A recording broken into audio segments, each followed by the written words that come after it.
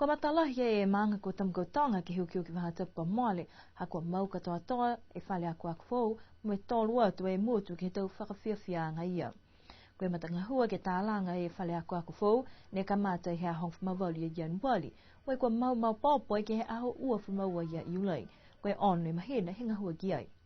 Lahi whakaue e fuki ka loi tōli ne kua hua whakamalolo ke whakamori e tau manako e maanga moe kua tausia e tau kai ngalui ke whakakisia e tau whiawhia. I loa e tau tōlu nā kai whai mana ne moka ke tau whakaholoanga he maui he tangata he whenonga ke helolangi ha e tau ma pokoro ke ngālo hiwi ki aisi iu mafuta haki si mōri lahi he tau manautu he tau matua whakamua ke he kisi anga me mana atu ke he whakawanga ha kai whare fōu he maanga nei tuka mena ia ma ilifu he whakawhitianga ki aho. Ko mtolu leo mai, he motu ko Australia, New Zealand, tau matua ako ako. Me mtolu teki toko ua, ai pola aliva ka. Me mtolu tau, mamatua me tau whanau leo mai. Whakau e whakalahi ki mua hea tua. Monuina ha mtolu no whamai whakaku, pia whoka li watu ki ta ngaho hai mua. Tau matua whakau mai New Zealand, me mtolu a tau, whanau no mai whalata hai, ke wherewea a tau tolu, ke mau me hau nei. Kia tūtanga loa fō, ke whakalofa hea tua, ki lunga ham tolu a tau mo maui. Koe whakatakatanga na ko tau se he whakatwhanu ke tolu matei anga. Ke lātai me to maanga ko riku, e maanga ko fuaki tupe atu whoki. Ke lau matei ki hārau tolu a whare a whako. Ke maanga ne ko anono e te ki mua ko vai ia. Ko tau se whakapapahi te he nei ke inga sia. Whaka inga sia e te maanga. Mui tau rong matei ko fuaki atu he whakatwhanu. Ke lang matei e ki tanga hua. Haka mana whapehe hapa mana tuanga. Ka ei lang matei he whakatwhanu. A uatu e whakauka he tau tangata. Ka kano haia.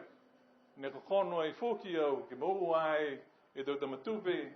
I giki ke lang matei e ki tanga hua hamturu. Ke ua uka amturu.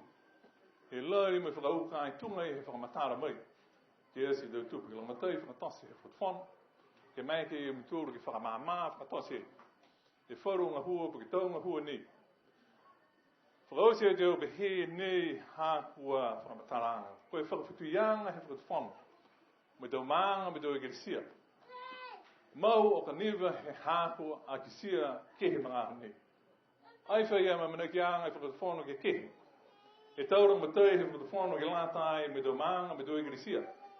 Kehe ham tūru tanga hua he tau maanga hapa mena hei e ke whakapiki aki. Hātau tōru a whakapituianga. Whakatwhanu, egresia, me domanga. Haka domanga, egresia, moi whakatwhanu, ka tāpiki pihia, maua e tau tōru. Neko na nofu e ke mudunei, me fia, ke na nofu e ke mudunei. I roi au, nai whai mena tuai ni, ne horo tatai, ke whano ke hoko ke whakausianga. Ai whirangata tuai ni foki, ne kelisi anu e maui, ke hoko ke masi. Tuke tau me nao si e laro langi nei. Koe e nei e whanoanga. Whakau lai. Tau me nakai nanga i New Zealand. Koe tau mena ne whekehe ke i tu mga hua maare. Koe tū te kaini. Koe tū te kaini. Tū ne whakamatara mai koe makani. O mai ke whei loa ke tau mena ne whemore aki ai. Si whau e, kua whei loa aki e tau mena ne whemore aki ai. Ko whakamori le tōru hao nei. Tōronga ne pehe mai tō whakaue. Peo. Ko whakaue mai gā gāo. He pe te kupu haka wharata mga hau bia. Kai mina tari mai haka maui. Lore au ka pehe mai tanga te gāo. Whakaue ka hae he me. Nā koe. Pehe te lau e tau salamo. Koe mena he mangaho.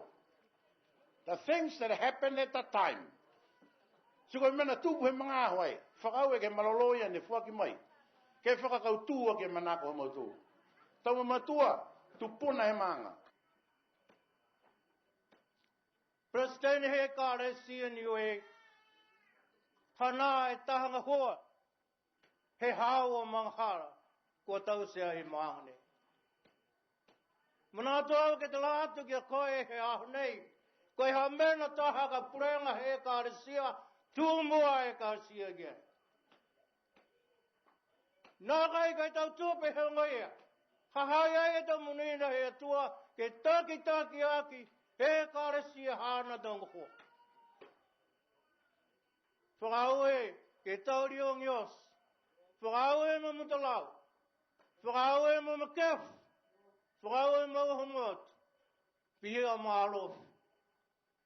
Tau karawhia ko te sia mai e māngane. Ke he hāmatoro tau loro tulungona hiu. Munuina e aho. Koene ia. Koe fuafua ke mole ai ua seu ua fure a whitāla ne kua whakamole ki he tālanga ang he whale nei. Kua hahoko atu fuaki e tau ong whiawhia ke tau matakai nanga tamkautonga he tau mutu kehe. Wai hahoko mai ai whali e lau tōru ka whataha mai i Australia pia i fuaki ni mai tau manga ko Akalana mo Wellington i New Zealand.